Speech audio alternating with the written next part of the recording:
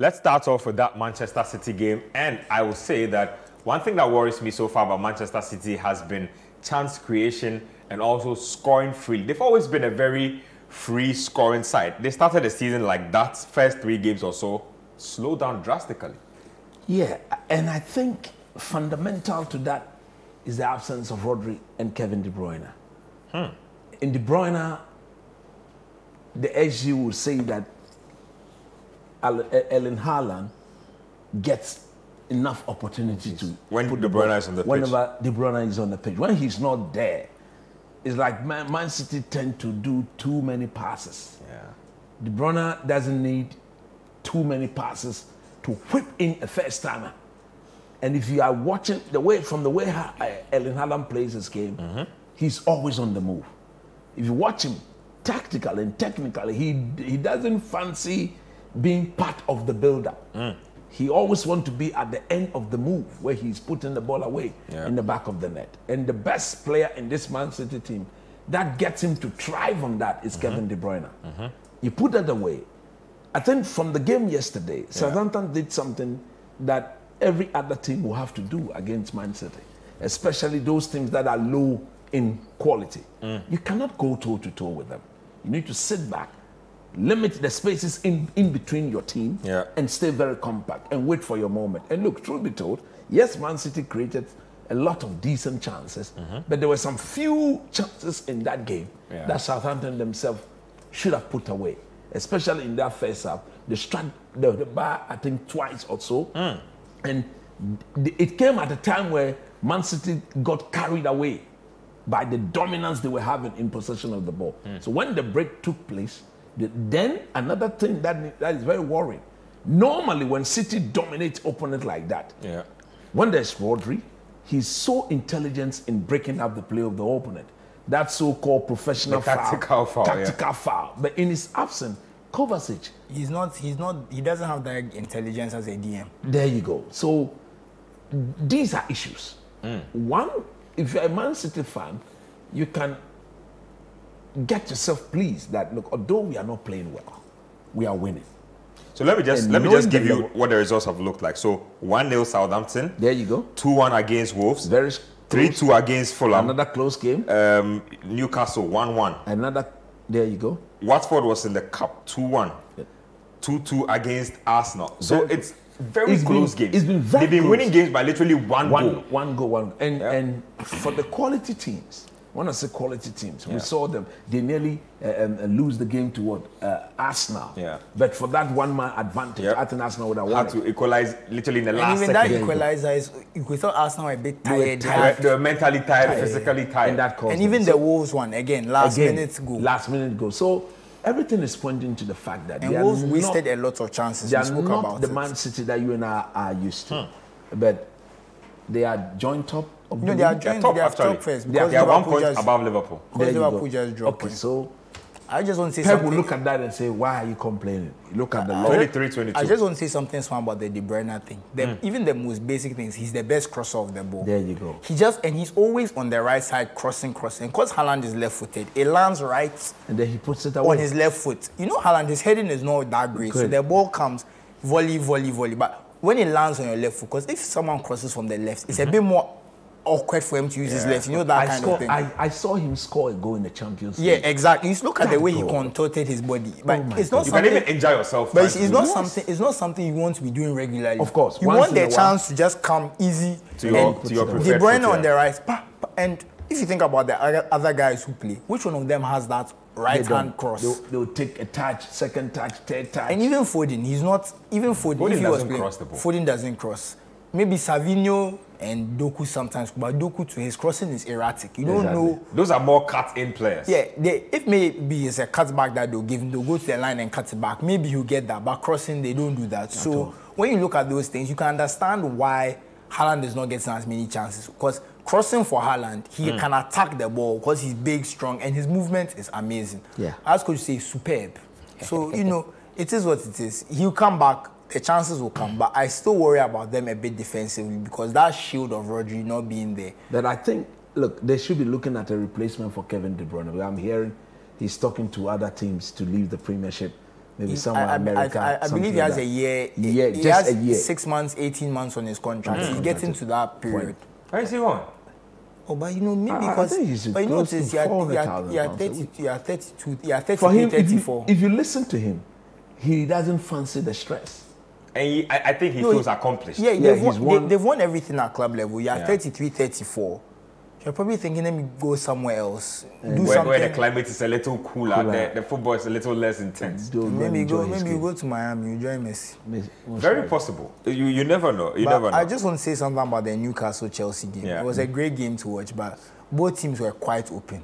Too open for me. And for me, tactically, I blame the team that had something to protect. If you are at Chelsea and you are leading 2-1 at home, and you are the home team, you should acknowledge that you've got some. You cannot stretch the game like that. Make it a 2-4 back. No, it is not allowed at this level. And I believe that, yes, they also created some decent chances, but they were lucky that the game ended what?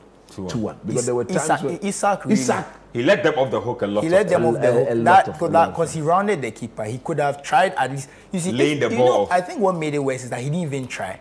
Yeah. If he had even tried, maybe hit the post and missed, we'll say, okay, he missed, but he didn't even get the shot away in the end. He could come back into traffic, could have passed to Joe Linton. But I want to say something about Chelsea. They are very good when they win the ball back. Because look at their goals. Quick turnover, the ball just zips. Looks like the plan. Yeah, they are honestly, they are very... Cause win the ball, one touch, we're up the field. Yeah, and it helps Palmer a lot because he has great vision. He has a great striking of the ball. He's a super player. So then, look at that pass he gave to Pedro Neto. He just, boom, just like that. And he takes out the defense. He moves the ball and he was in his own half, right? And by the time he plays that ball, look, Pedro Neto is literally in front of his box. Pedro Neto is basically in the box within 5 seconds. Yeah. So is this his team as far as Chelsea is concerned? It is. Oh, yes. Look, without him, I don't think they will be where they are. Oh, since last season, without him, because it's like everything they do in the attacking sense comes through him. And again, passes, goals. He won the game for them today. He gave the most important pass that led to the assist. He made it very easy for Neto. And all Neto has to do was put it there. And Jackson had a very easy. But a quick comment on the Newcastle defender. And if you're a young chap and you're watching football and you say you're a defender, please, defenders don't go down. Yeah. The Newcastle defender... On the slide tackle on Neto. Slide. You see, the most important thing is that once you get there, don't ever think that when you slide, it is the best. Look, I never saw Rio Ferdinand slide before. Anytime he did that, he got the ball. I never saw Vidic. The simple defensive principle is that stay on your feet. As long as, look at Van Dijk. Van Dijk if never you go down, then you should get the ball. If you don't get the ball, it should be your measure of last resort. It should be your measure. Look at someone like that. Look at Van Dijk. Van Dijk almost never. Have you ever seen him slide before?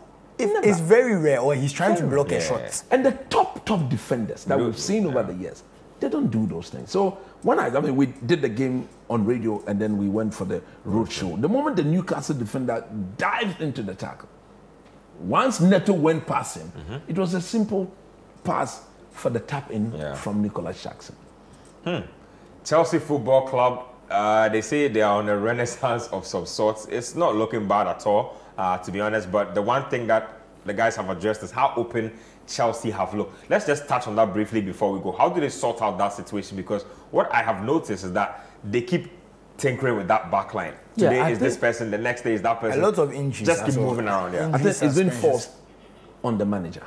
And I hear Fofana is injured again. Yeah, he's injured again. For him, I don't know, but he committed a very silly foul that got him injured. Already your knees have got serious issues.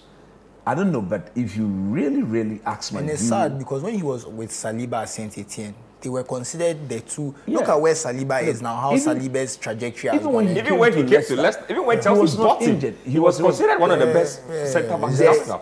The ACL. Remember he broke his leg first. You remember he had a very bad leg. Then came back and then suffered a cruciate ligament injury. So he's been very unlucky. But having said that, I think this Chelsea team would need, if they can get a trusted back four, I think they will be the surprise package of the season.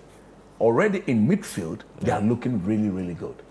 The Caicedo, Lavia, Enzo Fernandez's combo is absolutely solid. Naturally, all their midfielders, at least apart from Palmer and the rest are accustomed ball winners. They are accustomed. Their DNA is to win balls. Caicedo is looking very good this season. And Caicedo is looking very, very good Last this season, I think he wasn't. He struggled. I think the price tag got to him. Yeah, he struggled now he's imbibed himself and accepted the fact that that is my price. I need to play my football and enjoy my game. So everything, if they can get themselves galvanized and stay very compact, I said, but I'm not happy with the Colwell ball. I don't think he's a good centre back at all. Because last week he committed the penalty against Liverpool. Again, today, if you look at the chances he gave away as a centre back, you just cannot continue doing that. Because against the very quality opposition, you will pay the price for it. Well, he's 21 years, so hopefully. But coach, you don't think Nottingham Forest will be able to keep up? Right now, they are 5th, I believe. You don't think that they will be? I think they are 5th or 6th somewhere. For a team like Forest, the more points they can get. They're 7th, actually. 7th, the more points they can get this early on in the season, the better for them. The better for them, because we are all not convinced they can keep up with the pace. Yeah, one injury away from probably slipping into. But they've got a big injury already. I think Danilo, the midfielder. Well, they've already lost. More like attack-wise. Because last season they were decent, and then Taiwo Awoniyi picked up his injury. But Chris Wood said, "Don't worry about that." You see, as for Chris Wood, he's like he cannot sustain the form. Yeah, we've seen him miss. You can say that he cost Arsenal the title last season. Because if you remember the Forest City game, Forest had a lot of chances. I don't know if you remember. I remember against City won, I think 1-0. Yeah. So that's the lowdown as far as Chelsea and Newcastle are concerned.